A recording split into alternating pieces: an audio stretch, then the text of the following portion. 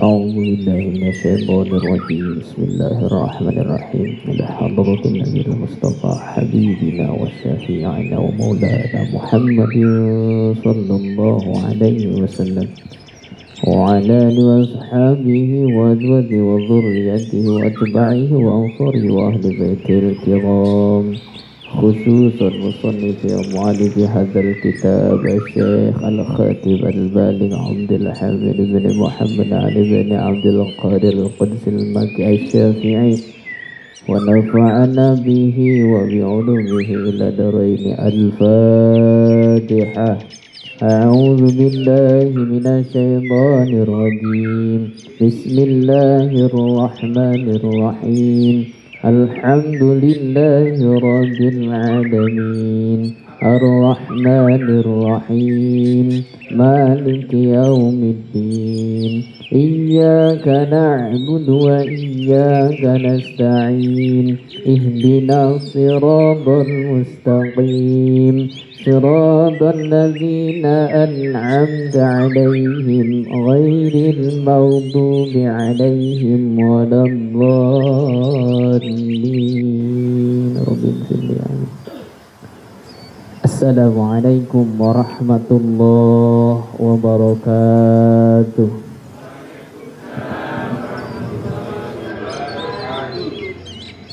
Bismillah walhamdulillah wassalatu wassalamu ala rasulillah wa ala alihi wa ashabihi wa mawalah. Allahumma salli wa sallim wa barik wa karim wa syarif wa adim ala sayyidina wa habibina wa syafi'ina wa qurrati a'yunina wa maulana Muhammadin Rasulillah wa ala alihi wa ashabihi wa mawalah. Amma ba'du faya ayyuhan nas usini wa iyyakum bitaqwallahi wa ta'atih faqad fazal muttaqun. Faqala ta'ala fi kitabihil mubin a'udzu billahi minasy syaithanir rajim bismillahirrahmanirrahim ma dzalladzi yashfa'u 'indahu illa bi'idznih. Al-ayah ila tamamil ayah. Wa qala habibuna wa nabiyuna Muhammad sallallahu alaihi wasallam yuja'u bil 'abidi wal 'alimi wa yuqalu lil 'abidi udkhulul jannah wa yuqalu lil 'alimi kif hatta tashfa'una lin nas. Al-hadis ay kama qala Rasulullah sallallahu alaihi wasallam. Hadirin jamaah yang saya hormati dan saya muliakan, yang tidak bisa saya tata namanya satu persatu, dan memang ini bisa dibilang pertemuan pertama. Mungkin seperti itu ya, Masya Allah, sahibul wasilah. Akan tetapi pertemuan malam ini hakul yakin ini pertemuan yang istimewa bagi saya. Kenapa? Sekarang saya tanya ibu bapak hadirin sekalian, kalau kita mengadakan pertemuan, nggak banyak nih, cuman segini, tapi yang hadir presiden, istimewa nggak tuh pertemuan? Luar biasa nggak pertemuan? Kita pertemuan cuma berapa orang nih, tapi dihadiri presiden. Luar biasa. Ada, ini pertemuan kita ini lebih daripada itu. Siapa yang menyampaikan? Orang yang mulia, yang ucapannya dijamin oleh Allah selalu benar. Siapa? Baginda kita Nabi besar Muhammad sallallahu alaihi wasallam di dalam hadisnya riwayat Imam Muslim. Apa kata Rasulullah? La yaq'udu qaumun yadhkurunallaha ta'ala. Tidaklah duduk bersama berkumpul sekelompok manusia, segolongan orang dalam rangka apa? Yadhkurunallaha ta'ala, berzikir kepada Allah. Nah, kayak kita di majlis ta'lim berzikir kepada Allah, membaca tasbih, membaca tahmid, membaca tahlil, membaca sholawat. Apa? Illa hafathumul malaikah. Pada waktu sekarang nih, kalau seandainya Allah buka hijab dari pandangan kita, ini malaikat turun berduyun-duyun menghadiri kita, mengelilingi kita.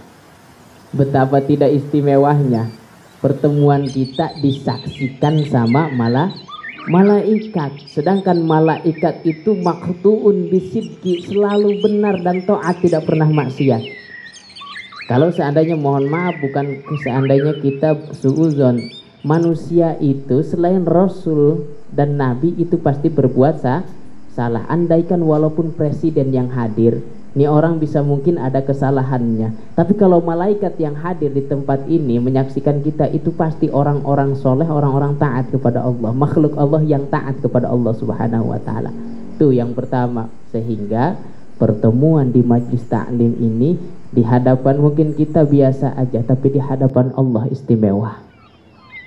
Sampai Allah utus para malaikat untuk hadir. Yang kedua, wa ghasyiyatuhumur rahmah. Nih, Allah kucurkan rahmat ke tempat ini. Allah kucurkan rahmat ke tempat majlis ta'lim, yang mana di tempat itu disebut nama Allah, berzikir kepada Allah, memuji kepada Allah, mengucapkan salam kepada baginda Rasulullah.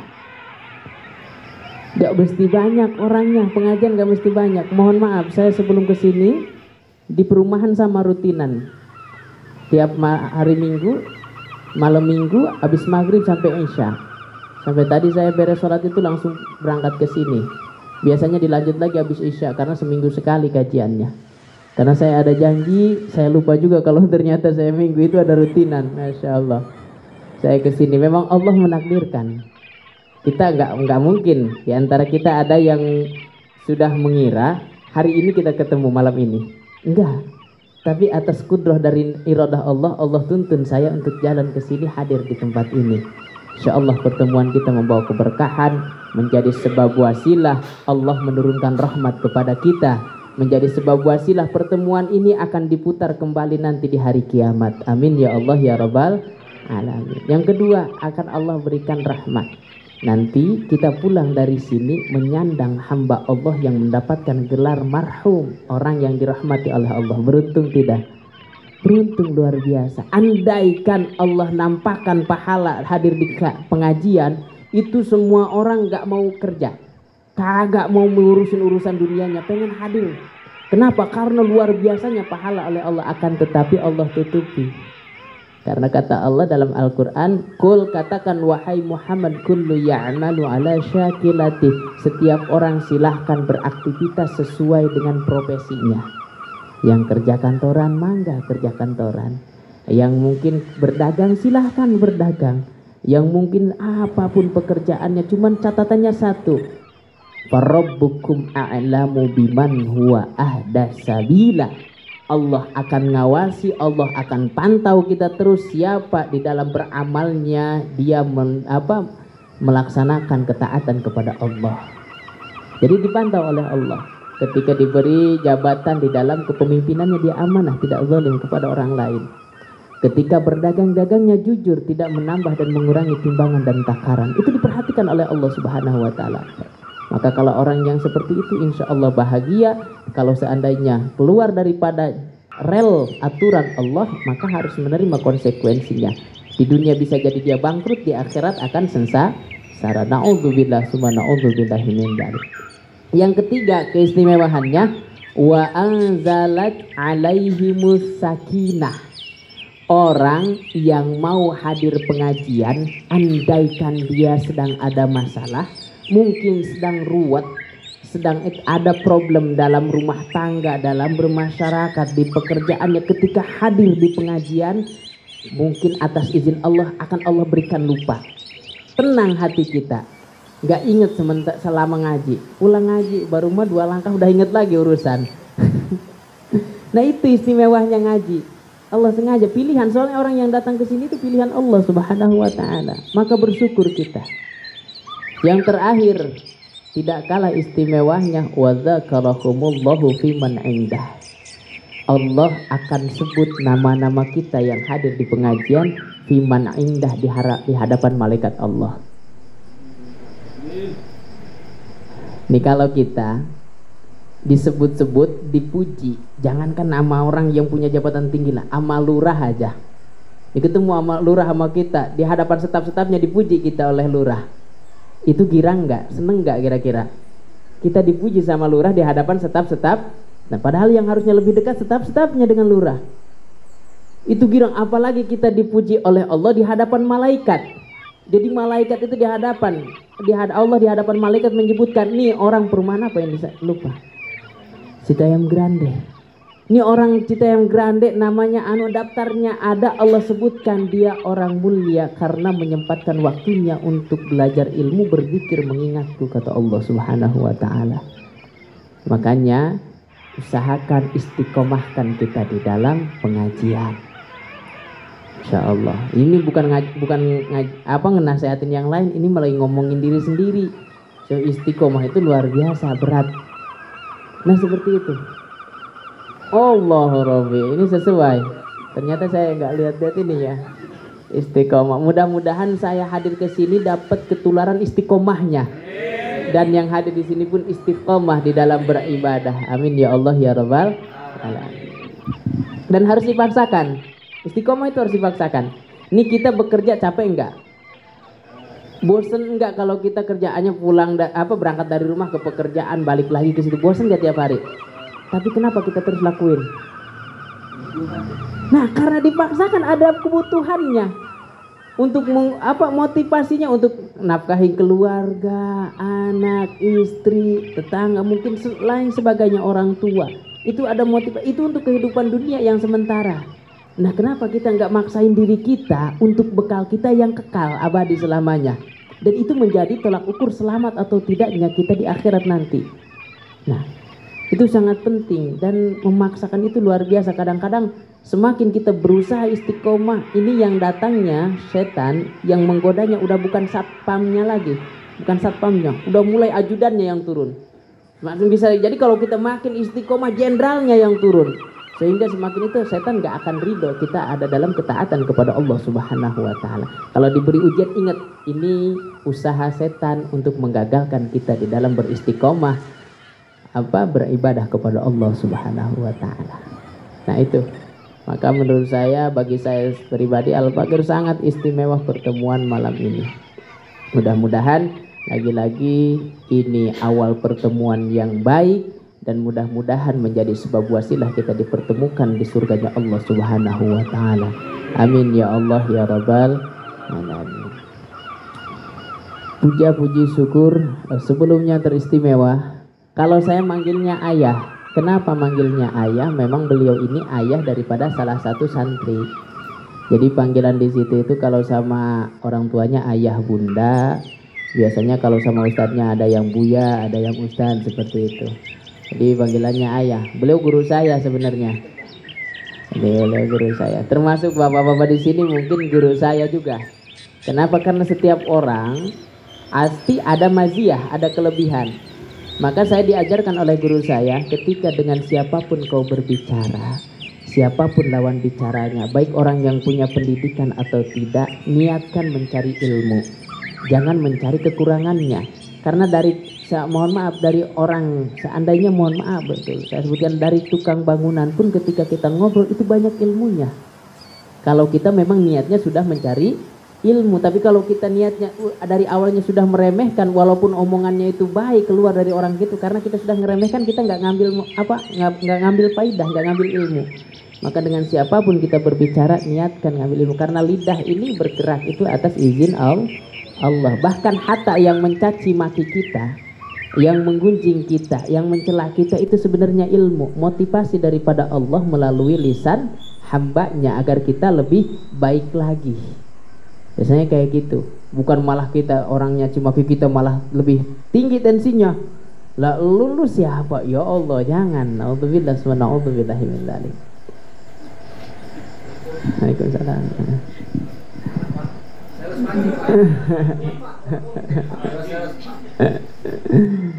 Insyaallah.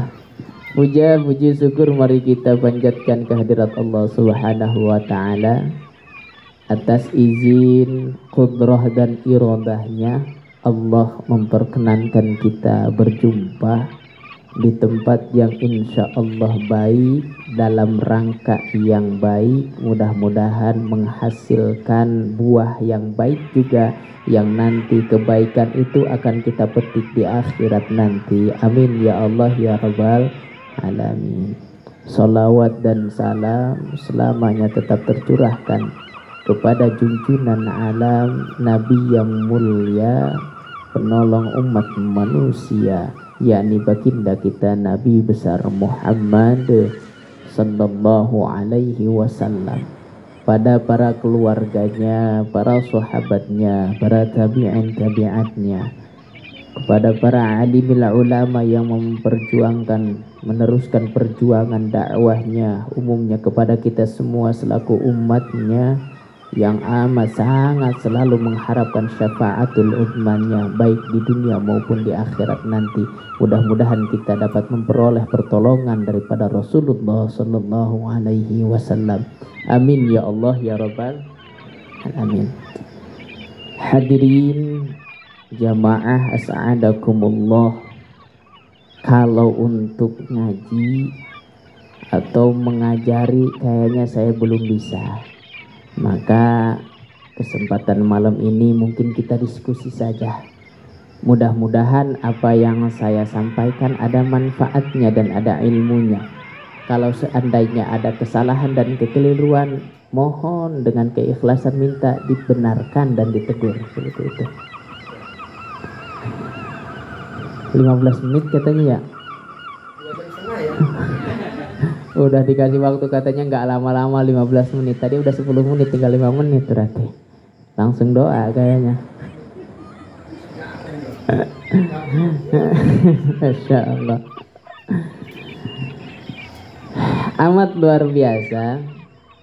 Tadi saya sampaikan tentang hadis Rasulullah yang diriwayatkan Imam Asbahani. Ada nanti di akhirat dua hamba Allah yang Allah panggil. Allah datangkan di akhirat. Ini nanti berkahnya kita duduk terus dengan para guru, dengan para alimil ulama, dengan para kiai. Nanti keberkahannya disebutkan oleh Allah Subhanahu wa taala.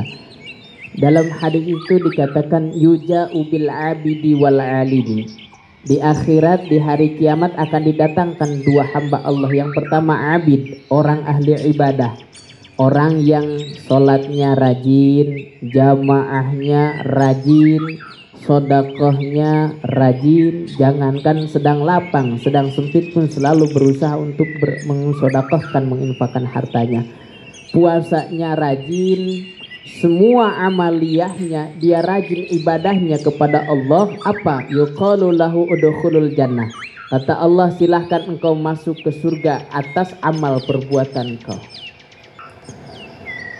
Wa yuja'u bil alimi. Yang kedua yang dipanggil oleh Allah adalah alim, guru, para kiai, orang alim, kemudian mengamalkan ilmunya, ikhlas di dalam mengamalkannya. Dipanggil oleh Allah Subhanahu wa taala ketika mau masuk ke surga. Kata Allah, "Kif, berhenti dulu."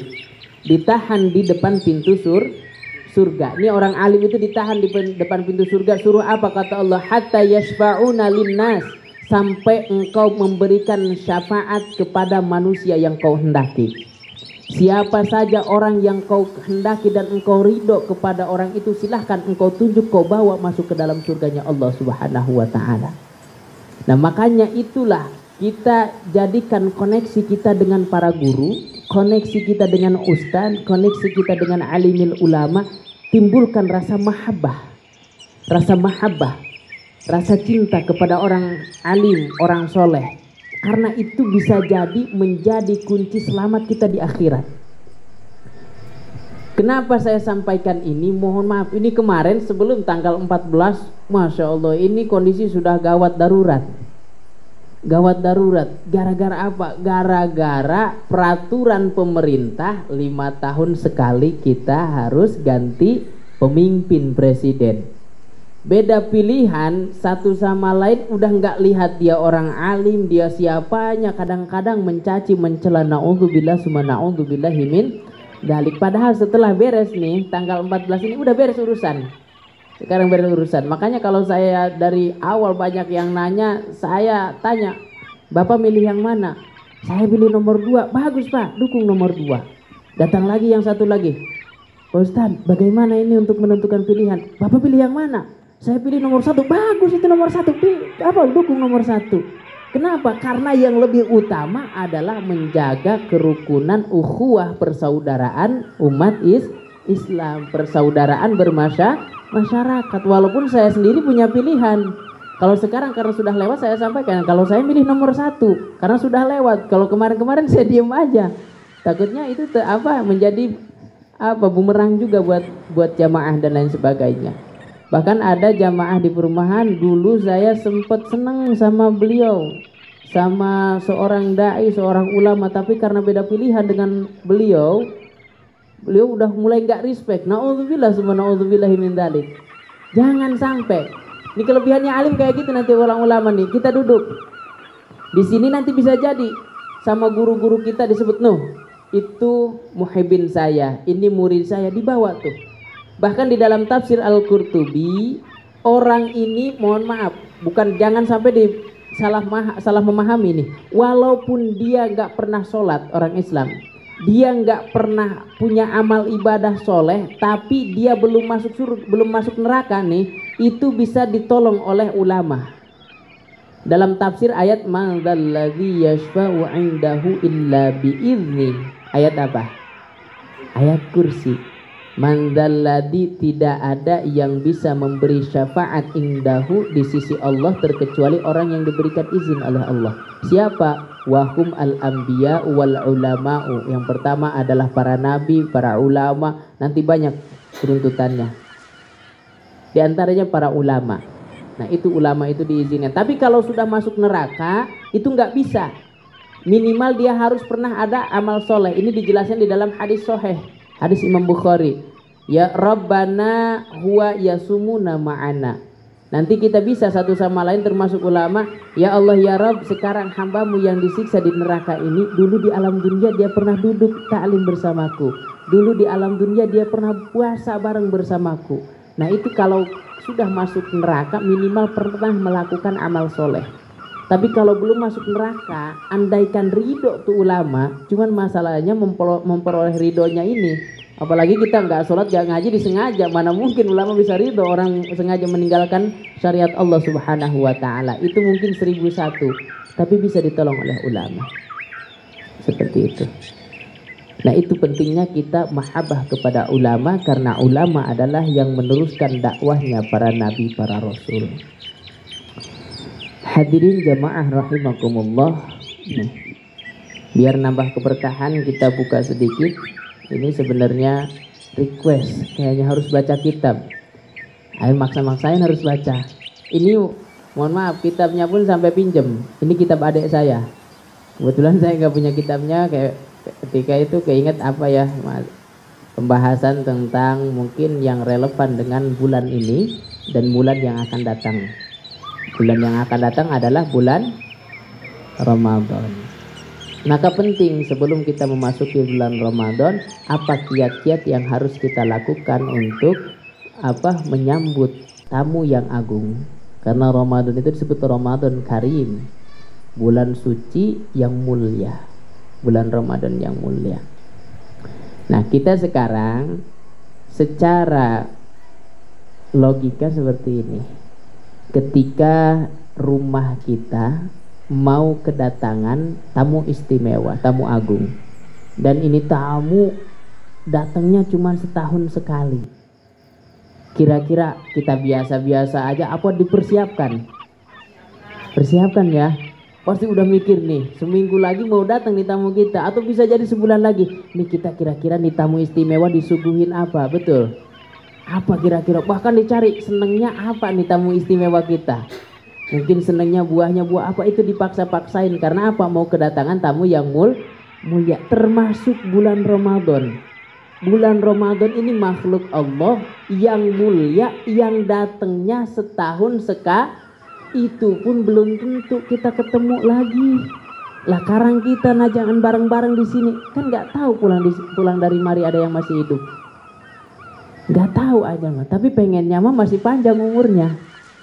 Tapi kan umur bukan itu keinginan kita. Andaikan keinginan kita bertentangan dengan kehendak Allah, nggak jadi masalah. Yang penting kita maut dalam keadaan husnul khatimah. Karena kuantitas nggak jadi masalah, kualitas yang diutamakan. Panjang umurnya sampai 80 tahun, 90 tahun, tapi banyak maksiatnya. Ini umurnya 40 tahun tapi dia rajin ibadah, mati dalam keadaan husnul khotimah. Memilih yang mana? 40 sekarang nanya, bapak-bapak ada yang sudah 40. Mas kebetulan yang paling malah yang 39 tahun.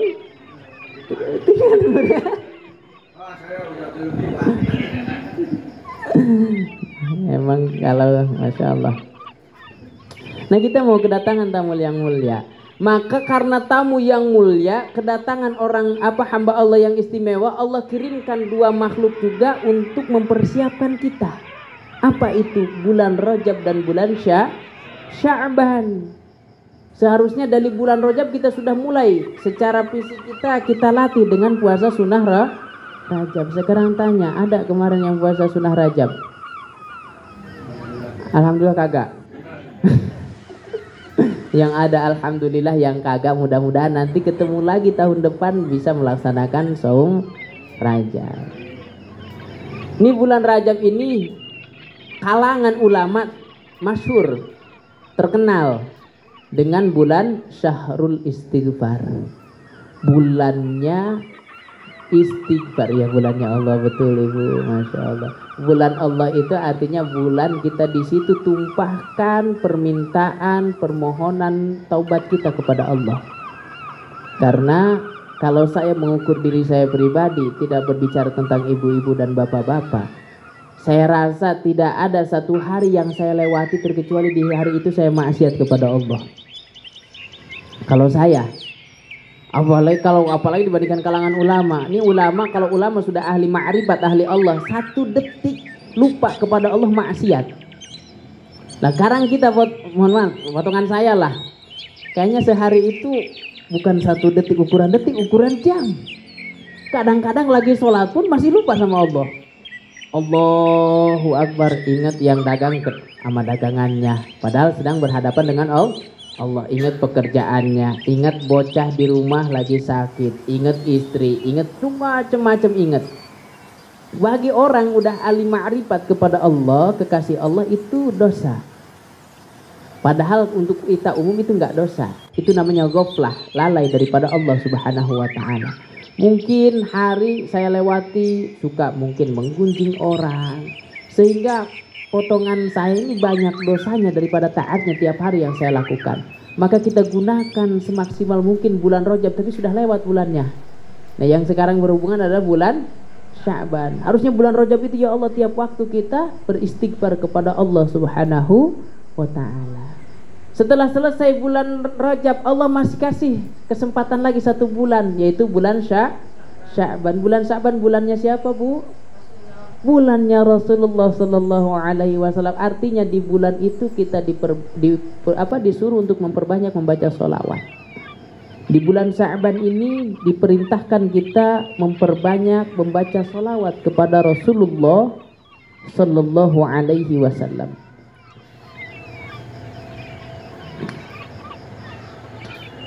Izin saya bacakan redaksi dalam kitab ini. Bismillahirrahmanirrahim. I'lam, ketahuilah oleh kita semua, anna Sya'banal mukarram, bahwasannya bulan Sya'ban yang dimuliakan oleh Allah Subhanahu wa ta'ala, min ashhuril mu'azzamati, termasuk bagian daripada bulan yang diagungkan oleh Allah. Maka bulan ini yang diagungkan oleh Allah, maka kita sebagai hamba Allah punya keharusan untuk mengagungkan bulan tersebut. Dan Allah menjadikan bulan ini agung sebagai apa? Sebagai bentuk rahmat Allah bagi kita, biar kita diberi kesempatan untuk memperoleh pahala yang berlipat ganda yang disimpan di bulan Sya'ban. Wa huwa syahrun barakatuhu masyhuratun, yang mana bulan Sya'ban ini di kalangan umat Islam keberkahannya sudah populer. Banyak amalia-amalia yang disampaikan oleh para guru, para ustadz, para murabi dan lain sebagainya tentang keberkahan bulan Sya'ban. Dan kebaikan di bulan Sya'ban itu akan dibalas spontan. Wa taubatuhu fihi min a'zamil ghanaimi salihati. Bertaubat di bulan Sya'ban ini merupakan keuntungan yang luar biasa. Seperti ini. Andaikan bulan Sya'ban ini kita punya toko sudah agen yang banyak konsumennya, terus untungnya berlipat ganda. Nah, bulan Sya'ban lah itu kalau seandainya disamakan dengan orang yang sedang berjualan, berdagang. Di bulan Sya'ban ini bagaikan toko besar atau minimal agen lah yang konsumennya sudah di mana-mana. Keuntungannya per hari omsetnya bisa mencapai 5-10 juta, mungkin bahkan lebih daripada itu. Nah, di bulan Sya'ban itu.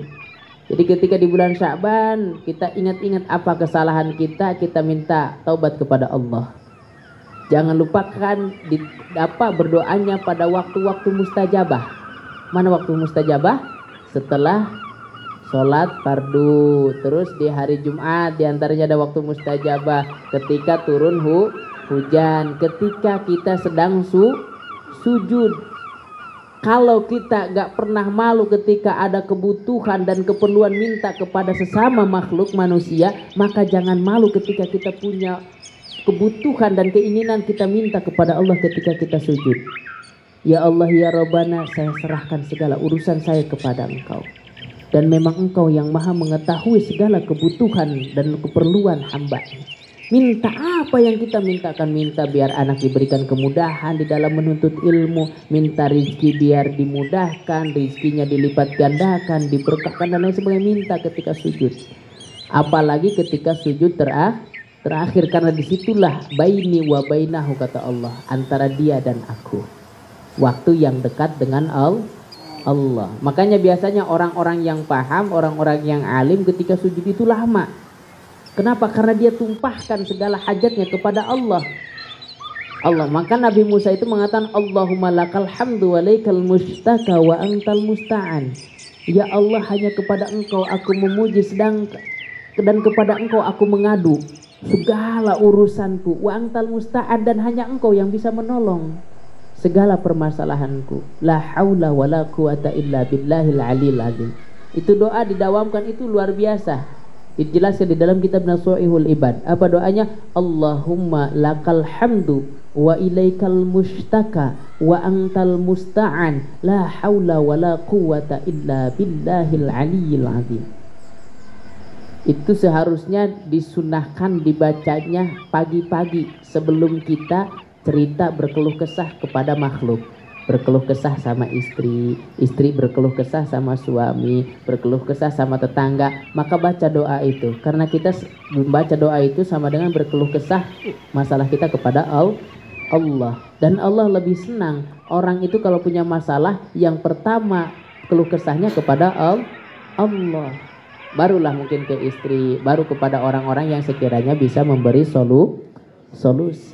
Akan tetapi secara hakikat solusinya semuanya daripada Allah. Melalui Allah kirimkan kita istri dikirimkan suami, untuk saling apa? Saling bisa memberikan solusi. Secara hakikat dari Allah semuanya. Sudah 15 menit kayaknya. Takutnya saya kalau kelamaan disangka korupsi. Aman. Jadi tanda tangan perjanjian dirubah ini. Masya Allah. Nah itu bulan Sya'ban. Wah, kemana ini tadi?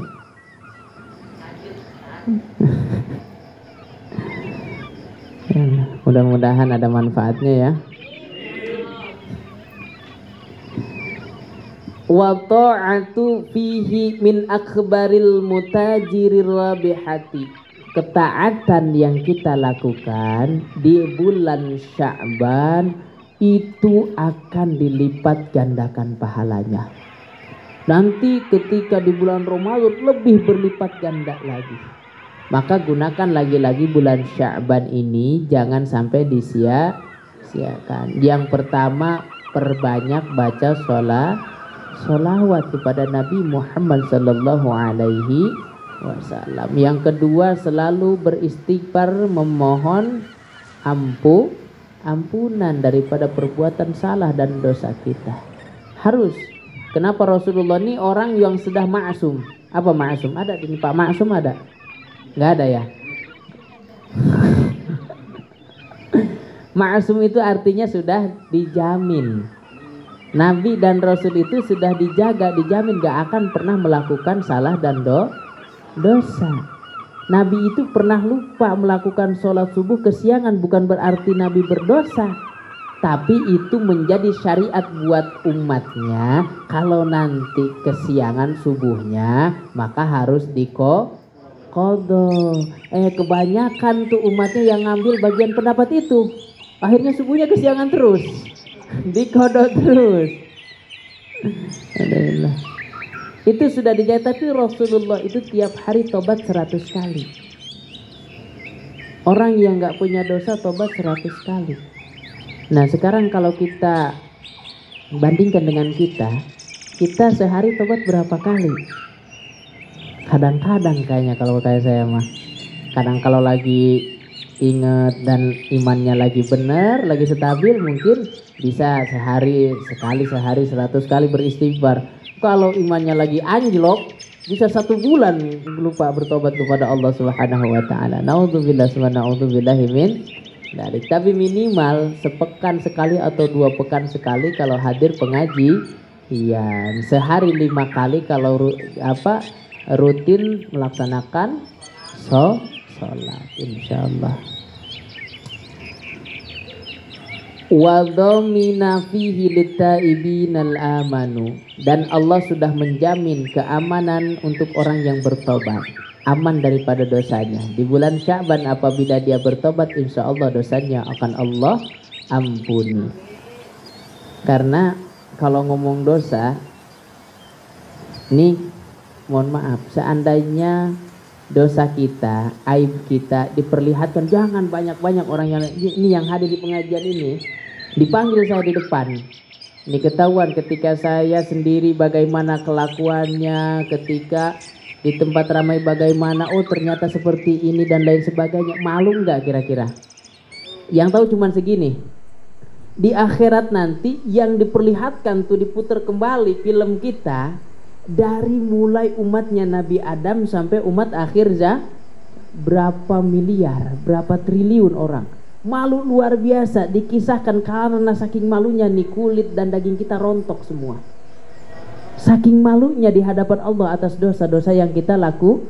Sedangkan yang paling tahu tentang diri kita siapa? Diri sendiri, malaikat dan Allah. Paling dekat pun, orang yang paling dekat belum tentu tahu secara keseluruhan, betul. Siapa yang paling dekat? Pasangan hidup, suami atau istri. Orang tua belum tentu sedekat suami dengan istri, tapi kalau suami dengan istri itu hampir 95% sudah tahu semuanya. Mungkin 5%-nya yang tidak tahu. Nah 5%-nya itu yang tahunya kita sendiri, 100% kita yang tahu. Nah itu diperlihatkan nanti. Akan tetapi kalau kita bertobat kepada Allah, beristighfar kepada Allah, akan di-cut tuh, dipotong-potong, diedit bagian-bagian yang kayak gini, udah kita bertobat itu ditutupi. Yang ditampilkan itu yang sudah lolos sensor. Jadi yang bagian itunya yang kita taubati, kita istighfarin itu disensor. Makanya penting, Allahumma sturni uyubi, Allah tutupi segala aibku. Andaikan perbuatan salah dan dosa itu beraroma, maka baunya lebih bau daripada bangkai manusia. Bau, gak ada orang yang pengen dekat sama kita. Andaikan nih dosa yang kita lakukan itu beraroma. Tapi atas rahmat Allah, Allah tutupin tuh. Nggak lihat, nggak kecium dan lain sebagainya. Itu bau luar biasa. Akan tetapi nanti itu semua akan kelihatan ketika di mana? Di akhirat, kalau belum sempet kita taubatin. Tapi kalau insya Allah setelah kita taubatin, itu semua akan ditutup oleh Allah Subhanahu wa ta'ala. Maka inna taiba minadzambi kaman la dzamba lahu. Sesungguhnya orang yang bertobat daripada perbuatan salah dan dosanya seperti orang yang tidak pernah berdosa. Dalam hadis lain, orang itu kullu bani adama khata'un wa khairu khata'ina at-tawab. Paham ora? Manggut-manggutnya kayaknya paham ibu-ibu ya. Ini istilah yang kalau disampaikan sama sastrawan ini enak. Siapa? Sastrawan yang terkenal kita dengan baitan syair-syairnya siapa? Indonesia. Raja. Siapa? Haji Roma Irama. Beliau itu nyanyi itu hadis. Tak seorang pun dalam dunia yang tak pernah berdosa. Itu ada hadis yang dinyanyikan. Kullu bani Adam khata'un, setiap orang yang pernah hidup di alam dunia, bukan nabi, bukan rasul, pasti pernah terjerumus kepada perbuatan salah dan dosa. Wa khairu khata'ina at-tawabun, tapi sebaik-baiknya pendosa dia yang bertobat kepada Allah Subhanahu wa ta'ala. Tuh. Kalau disampaikan sama saya biasa-biasa, tapi kalau nyampaikannya Haji Roma itu enak. Karena memang bidangnya. Seperti itu. Itu luar biasa. Nah, makanya oleh karena itu kita sadar diri sebagaimana yang disampaikan Rasul, manusia itu pasti pernah terjerumus daripada perbuatan salah dan dosa. Tapi sebaik-baiknya pendosa, apapun perbuatan dosanya, baik dari yang kecil sampai yang besar, apabila dia bertobat, maka dia adalah sebaik-baiknya pendosa. Nah, nanti disambung sama hadis tadi, inna taiba minadzambi kaman la dzamba lahu. Sesungguhnya orang yang bertobat sebesar dan sebanyak apapun perbuatan dosanya, bertobat daripada dosa yang pernah dia lakukan, berbuat amal soleh setelah itu, kaman la dzamba lahu, kayak orang tidak pernah berbuat Alhamdulillah. Itulah keuntungan umatnya baginda Nabi Muhammad sallallahu alaihi. Ini kalau dulu berbuat dosa pada waktu itu juga Allah azab. Kaum Nabi Lut berbuat dosa, bagaimana azabnya? Diangkat nih bumi, dibalikkan, digencet. Digencet, paham nggak digencet? Paham ya? Digencet itu bahasa Sunda ya, digencet mah. Ditimbang. Bukan ditimbanin, ditimbang tanah, dihimpit. Jadi tanah dibalikkan dari atas itu dihancurkan. Tapi kalau kita berbuat dosa tiap hari, masih Allah berikan keringanan. Kapan mau taubatnya? Terus berbuat dosa, masih Allah berikan kesempatan selagi ruh dengan jasad belum terpisah. Walaupun udah mau terpisah, selagi belum sampai kerongkongan, masih diberikan kesempatan untuk bertobat. Itu karena siapa? Karena perannya baginda Rasulullah sallallahu alaihi wasallam. Istimewanya Rasulullah seperti itu. Maka bersyukurlah menjadi umat Rasulullah sallallahu alaihi wasallam. Nah, sampai mana tadi? Sampai Haji Roma ya. Kalau bagian Haji Roma kayaknya udah pada tahu. Man awwada nafsahu fihi bil ijtihadi, orang yang memaksa dirinya berusaha untuk melakukan ketaatan di bulan Sya'ban, faza fir ramadhana bi husnil i'tiyadi, maka nanti di bulan Ramadan dia sudah terbiasa dan sudah terlatih, maka mudah baginya di bulan Ramadan. Maka paksakan dari sekarang nih diri kita. Paksakan lagi-lagi harus dipaksakan. Kalau nggak dipaksakan kalah sama syahwat, ya tetap nanti yang menang siapa? Setan. Yang menang setan.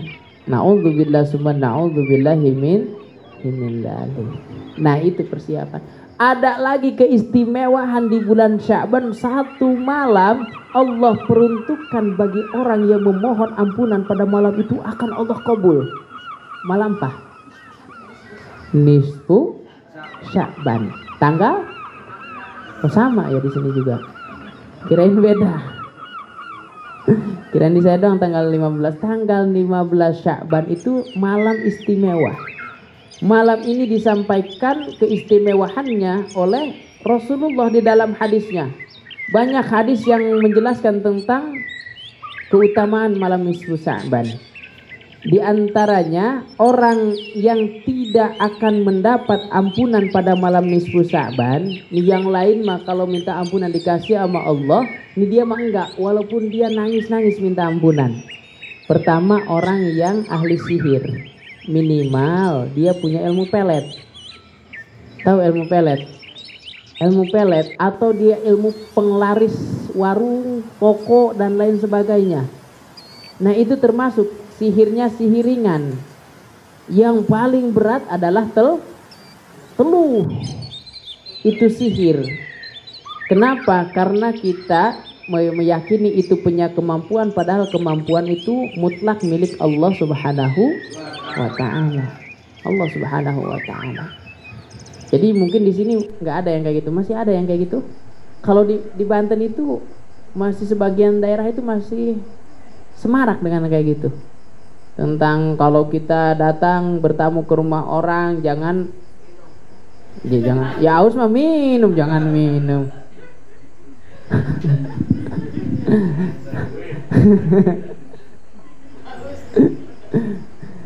Emang betul ada tanda-tandanya, minuman yang ada isinya ya penuh kalau yang ada isinya. Nah, ada air ada isinya sama yang enggak ada di Banten itu ada alamatnya. Jadi hati-hati. Tapi kalau seandainya keyakinan kita penuh kepada Allah, insya Allah itu enggak akan berpengaruh.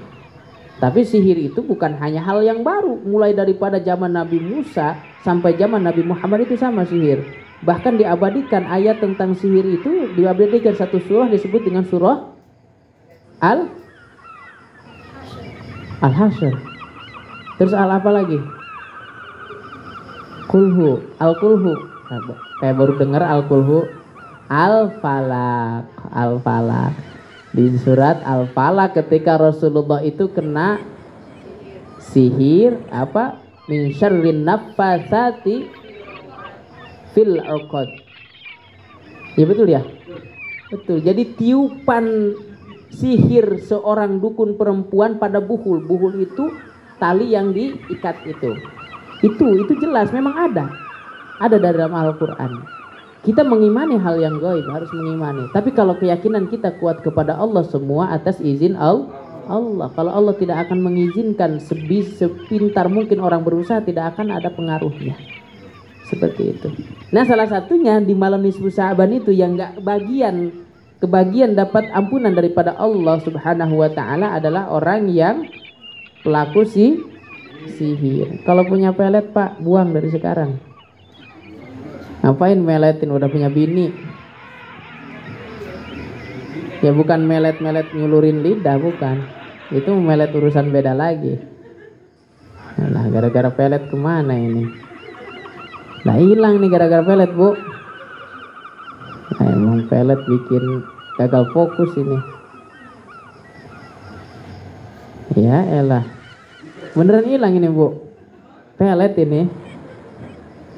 Innallaha yaghfiru li jami'il muslimina fi tilkal lailati. Allah mengampuni semua dosa orang muslim pada malam nisfu Sya'ban illa likahinin, pertama terkecuali orang itu adalah dukun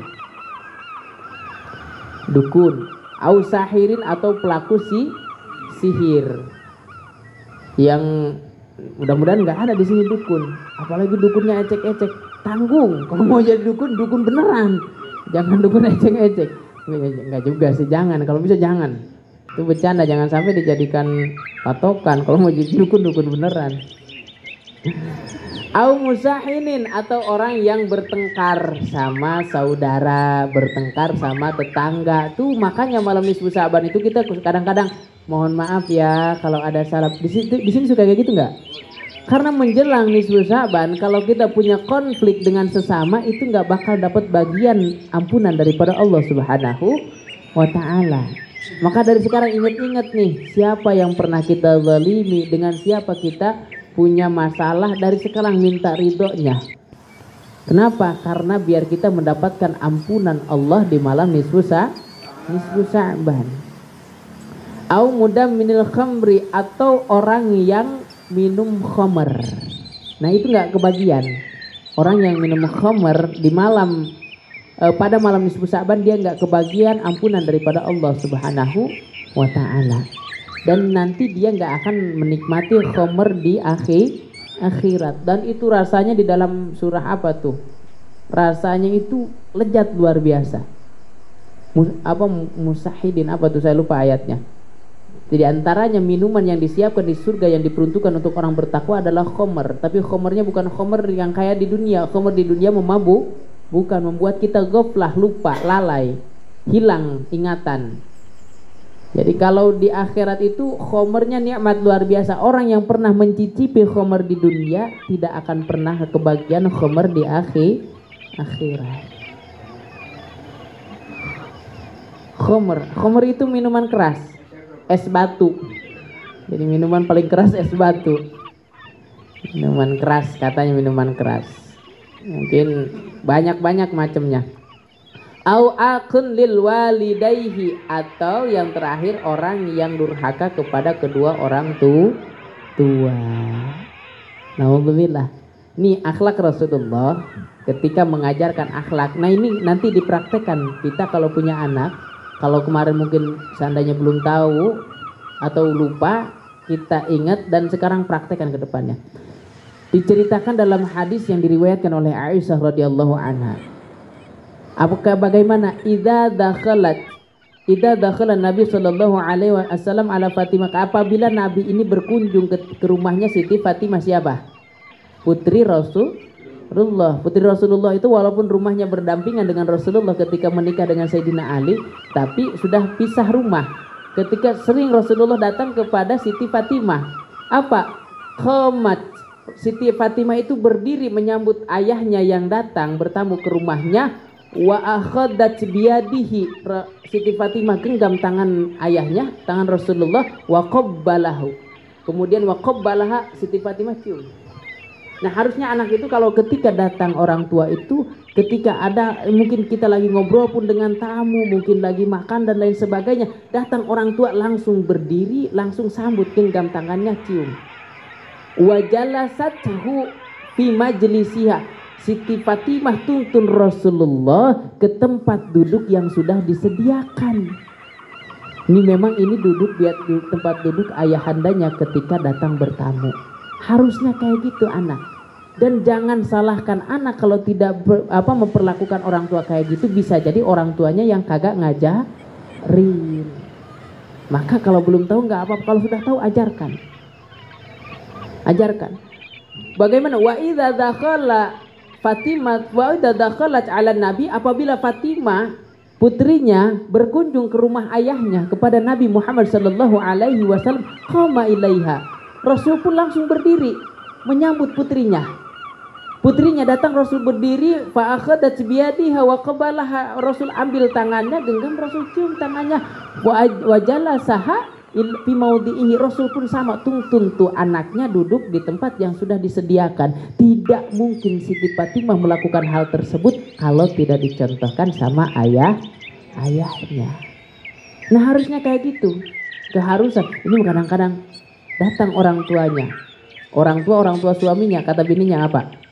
Ya tuh orang tua lu tuh datang. Ya Allah, Gak boleh, harusnya ya tuh ibu, tuh ayah datang, coba sambut, engkau sebagai anak harus menyambut orang tua, harusnya kayak gitu. Lebih-lebih yang nyambutnya istrinya.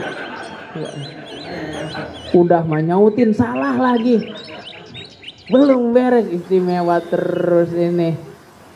Apa-apa nggak apa-apa, biar gak ngantuk. Kalau nggak ada yang kayak gini ngantuk nanti.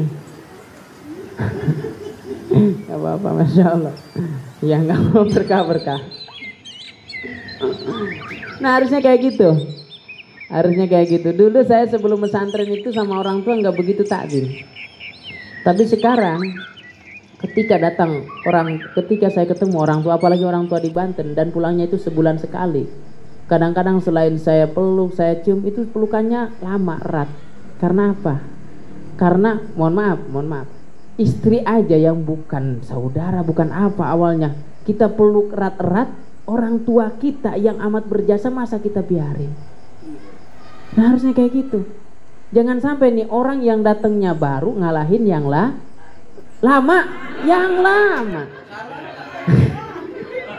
Ngalahin yang lain. Ini mah efek lapak jualan ini mah. Memang potongan lapak jualan kayak gitu. Maaf ya Bu ya. Bukan yang lama, bukan yang baru, yang lama. Orang tua itu posisinya lama ngurusin dari bocah, dari orok, perjuangannya luar biasa. Datang bini atau datang laki yang datangnya juga baru kemarin, tahu-tahu udah gede, lihat lakinya udah gagah, udah tampan, udah punya pekerjaan, lihat bininya udah cantik, udah mulus, malah ngalahin yang lama. Gara-gara punya istri, tidak sedikit anak jauh daripada orang tua. Tidak sedikit juga gara-gara punya laki, anak jauh daripada orang tua. Tapi kan kewajiban istri taat kepada suami, makanya suaminya yang Kewajiban istri taat kepada suami jangan milah-milih. Nggak, itu jangan dibedakan antara ini mertua, antara ini orang tua kandung. Ketika sudah menikah dengan istri kita, orang tua sama, status kedudukannya sama, durhakanya sama, keharamannya sama. Jadi jangan ada istilah ini mertua, ini orang tua. Kalau sudah menikah siapapun itu orang tua kita. Karena kadang-kadang dengan istilah itu beda juga perlakuannya. Mohon maaf. Jadi jangan salah, kadang-kadang suami main menghakimi. Istri mah wajib taatnya sama suami, sama laki, bukan sama orang tua. Lakinya PA sama mertuanya apa? Kalau ini bener, tadi salah. Nah kayaknya ini tadi udah lihat HP, waktunya udah habis.